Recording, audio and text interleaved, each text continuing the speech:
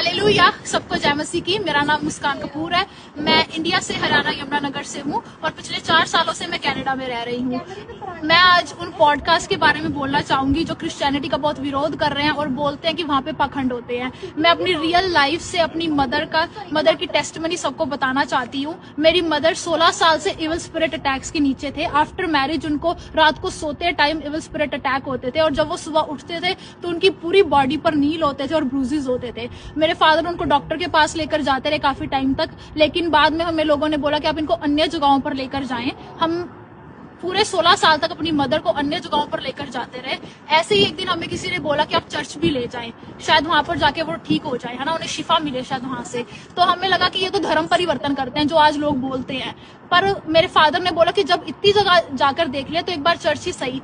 जो चीज 16 सालों में नहीं हुई वो चर्च में एक बार जाते ही हो गई। मेरी मदर 16 साल में पहली बार रात को सही से सोए, चैन से सोए और उनको जब वो सुबह उठे तो उनको कोई बॉडी पर ब्रूजेस नहीं थे। मैं आप लोगों को यही बोलना चाहूंगी कि आप बोलने से पहले आप एक बार सोचें कि आप बोल क्या रहे हैं और थोड़ा कॉमन सेंस लगाएं। आपके पॉडकास्ट देखकर हमें इतना तो पता चल गया कि आप लोग बहुत समझदार हैं, तो थोड़ी समझदारी और दिखाएं और डिटेल्स में जाकर देखें। आप लोग बोलते हैं कि आपको पैसे मिले हैं।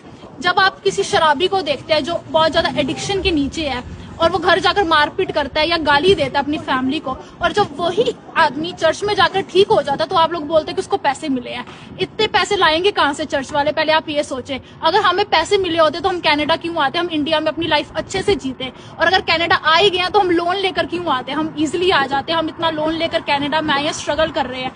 पर परमेश्वर की दया है हम पे, पिछले 4 सालों में उसने हमें बहुत अच्छे से रखा हुआ है। हम देखते हैं यहाँ पर आकर बच्चे कैसे अपने माँ बाप से अलग होकर पाप में चले जाते हैं और फिर बाद में डिप्रेशन में चले जाते हैं। लेकिन खुदा की दया हम पे, इस कंट्री में रहकर भी हम उसके नाम को इज्जत, महिमा और जलाल देते हैं। हम अपने स्पिरिचुअल फादर की गाइडेंस के नीचे हैं, उनको फॉलो करते हैं। जैसे बाइबल कहते हैं कि चख कर तो देखो कि यहोवा कितना धन्य है। आप लोग उनको चखना भी नहीं चाहते, आप देखना भी नहीं चाहते कि वो कितना धन्य है। तो आप लोग प्लीज हम आपके लिए यही दुआ करते हैं कि लोग आपके मनों को बदले, जैसे खुदा ने हमारे मन को बदल के रख दिया है। कि उन्होंने धर्म को नहीं बदला, क्योंकि बाइबल में कहीं पर भी ईसाई नाम का शब्द यूज ही नहीं किया हुआ है। उन्होंने धर्म को नहीं, वो धार्मिकता को बनाने आए थे। अपना इकलौता पुत्र उस क्रूस पर दे दिया कि हमारी शर्मिंदगी, हमारे पाप उठाए जा सके। हम आप लोगों के लिए दुआ करते हैं और हम यही कहते हैं कि असी तो यस्सू दे बंदे हैं, असी नफरत दे बदले भी तुहानू प्यार ही करांगे। तुसीं साडा जिन्ना मर्जी विरोध कर लो, असी अड़े ते खड़े होए हां। जय मसीह की।